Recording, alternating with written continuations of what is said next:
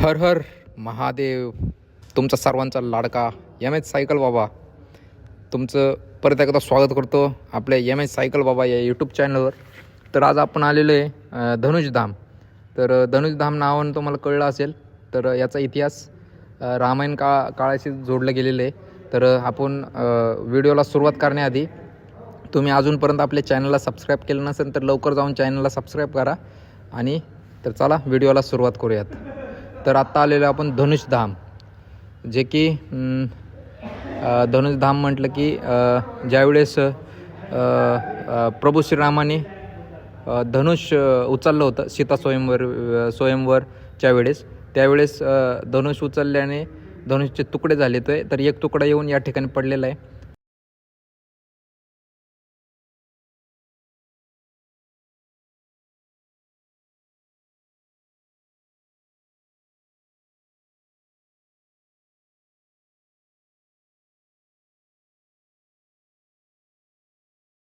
तर मंदिराच्या थोड्या अंतरावर आता आपण आलेलो आहे सीताराम मंदिर पाहू शकताय.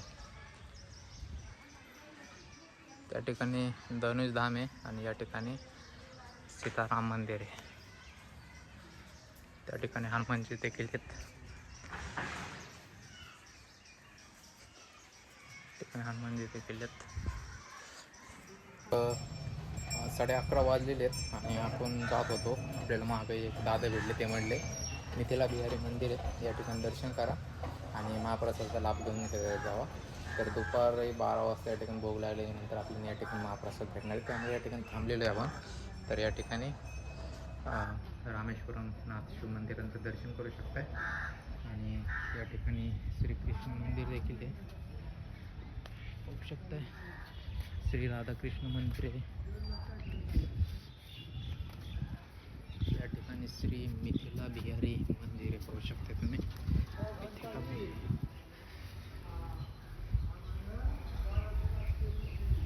मिथिला बिहारी मंदिर आहे.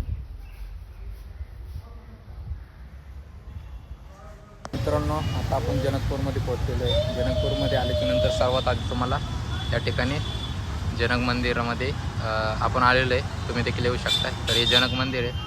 आपली शिवप्यारी त्या ठिकाणी लावलेली आहे. आता चला आपण दर्शन करूयात मंदिरामध्ये.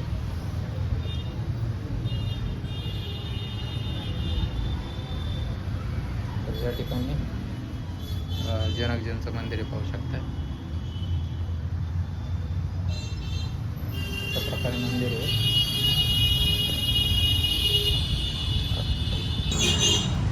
हे तुम्ही बघत आहे मागं, हे आहे धनुष सागर, पाहू शकता. धनुष सागर आहे. तर या ठिकाणी देखील धनुषचा एक तुकडा पडला होता, त्यामुळे याला धनुष सागर असे देखील म्हटले जाते, अशी या ठिकाणची मान्यता आहे. पण माता जानकी मंदिरापाशी आलेले आहे. मंदिर पाहू शकते किती सुंदर आणि किती भव्य दिव्य मंदिर आहे, पाहू शकताय. चला मंदिराच्या आतमध्ये जाऊ दर्शन करण्यासाठी.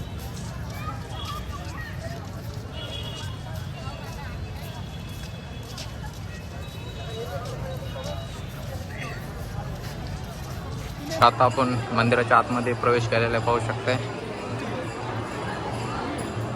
मंदिर आहे मध्ये गर्भगृह बंद असेल सध्या.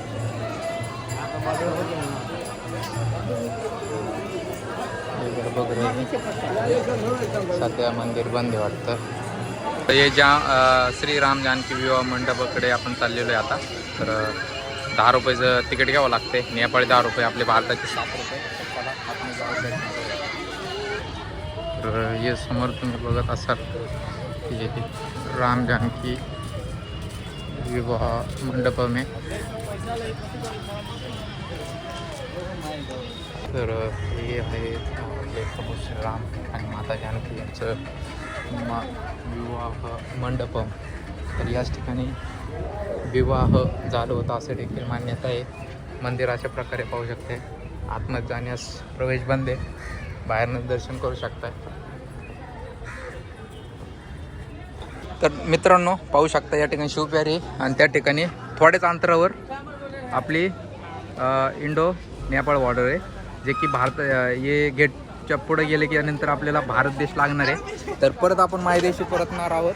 तर या ठिकाणी मी ते दादा होते, त्यांच्याकडून आपले जे नेपाळी पैसे होते ते चेंज करून घेतलेले आहेत, कारण की नेपाळी पैसे आपल्याकडे एक 3200 रुपये उरले होते.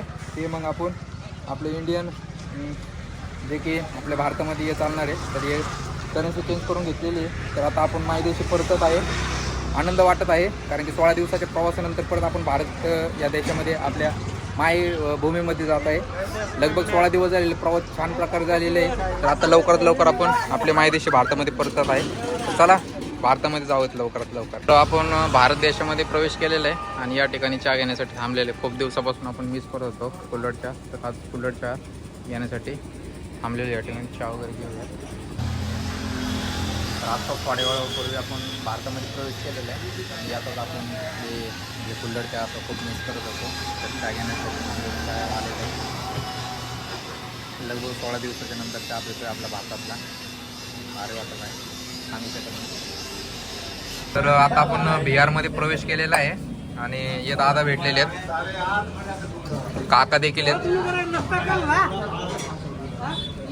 तर या ठिकाणी नाश्ता करण्यासाठी थांबवलेले आहे. तो क्या बोलते हैं इसको? ये अपना मुड़ी, जिसको अपन मुरमुरा बोलते हैं.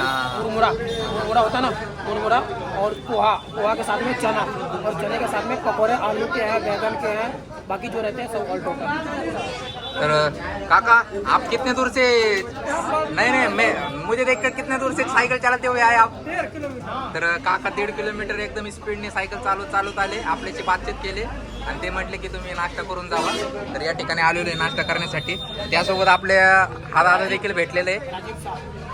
तर आप बिहार में रहते हो, तर तुमचं नाव काय आहे? नाव? माझं नाव राजीव शाह. पुण्यामध्ये कुठं राहता? पुण्यामध्ये आपण कोरेगाव पार्क और विमाननगर तीनों माझा काम आहे. हां, तर पुण्यामध्ये दादांचा व्यवसाय आहे. तर दादा भेटले. दादा म्हटलं पुण्यामध्ये कुठून वागवले. मग थोडीशी बातचीत करून या ठिकाणी आलेलो आहे. नाश्ता वगैरे करतात. ये दादा देखील आहे. आपका जय श्री राम. आपका नाम? विजय कुमार है. आप कहाँ पे? यहीं पे रहते हो? जी, हम यहीं रहते हैं. अभी ऐसे दिल्ली रहते थे, यहाँ आया, आपको रास्ता में देखा, मेरा दिल और भी गार्डन हो गया. आणि काका आहेत. काका नमस्कार. ठीक आहे. काका भेटले, हे 2 दादा भेटले. भारी वाटत आहे. आणि या ठिकाणी बिहारचा नाश्ता आपण या ठिकाणी करत आहे. तर चला ब्लॉग कंटिन्यू करा. लवकरच आपण पोहोचत आहे सीतामढीला. माता सीताचं दर्शन करूयात. तुम्हाला देखील दर्शन. सुरसंड. हर हर महादेव, जय शिवराय, जय महाराष्ट्र. मित्रांनो, तर आजच आपण भारतामध्ये प्रवेश केलेला आहे. लगभग 16 दिवसाच्या नेपाळ प्रवासानंतर आज आपण भारतामध्ये एंटर झालेलो आहे. भारी वाटत आहे, आनंद वाटत आहे. परत आपण आपल्या मायदेशी भारतभूमीवर आपण आपल्या शिवप्यारीसोबत आगमन केलेले आहे. आणि बिहारमध्ये आपल्याला 2 दादा लोक भेटलेले आहेत. मला देखील 2 दादा लोक भेटले होते. एक काका भेटले होते. त्या काकाने आपल्याला या ठिकाणी घेऊन आलेले. रात्र देखील झालेले, राहण्याची काही व्यवस्था भेटत नव्हती. तर या ठिकाणी आलेले हे दादांचं या ठिकाणी सरोज एंटरप्राइजेस म्हणून दुकान आहे, पाहू शकता तुम्ही. तर यांनी या ठिकाणी यांचं दुकानाच्या बाहेर आपल्या 4 पाया लावून अशा प्रकारे राहण्याची व्यवस्था झालेली आहे. तर दादांची थोडीशी आपण बातचीत करूया. जय श्री राम ब्रदर. आपका नाम? सरोज यादव.